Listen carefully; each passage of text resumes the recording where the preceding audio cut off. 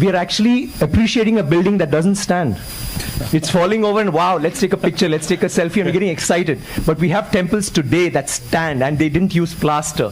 Do you know that for this particular stone, they had to use a ramp which was 6 kilometers long, which was pulled by bulls, elephants, and people. 6 kilometers long to get it up there, without any machinery, without any cranes, without anything. And they didn't have plaster. It's withstood 6 earthquakes. You know what happens when an earthquake comes? Without plaster. What they have done is they have an outer wall. Then inside that, they have a corridor of 6 feet, which is an open, just a corridor. And then they have another structure inside, which goes all the way to the top, which is why they can withstand earthquakes, which is why they stood so long. So these are all things that we need to know about. This particular king has built 5,000 dams in his time, and he's made a water management ministry in that time. He's had elections for the village leaders. He's asked them to name cities after women. Why should it only be men? Why can't it be named after a queen? And they've had hospitals, free hospitals, and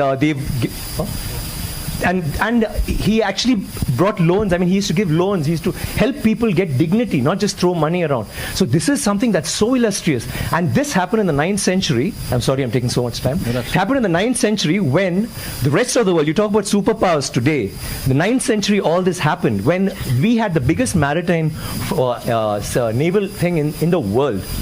And it went all the way to Bali, all the way to Malaysia, and went till we sent emissaries to China. And you know what was the superpower doing then? America hadn't been discovered by Columbus till 500 years later.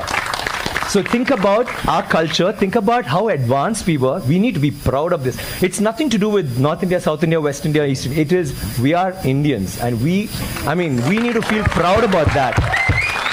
And England is so illustrious, but Englands were invaded by the Vikings, and the Europe was in the dark ages during the 9th century. They had nothing going on.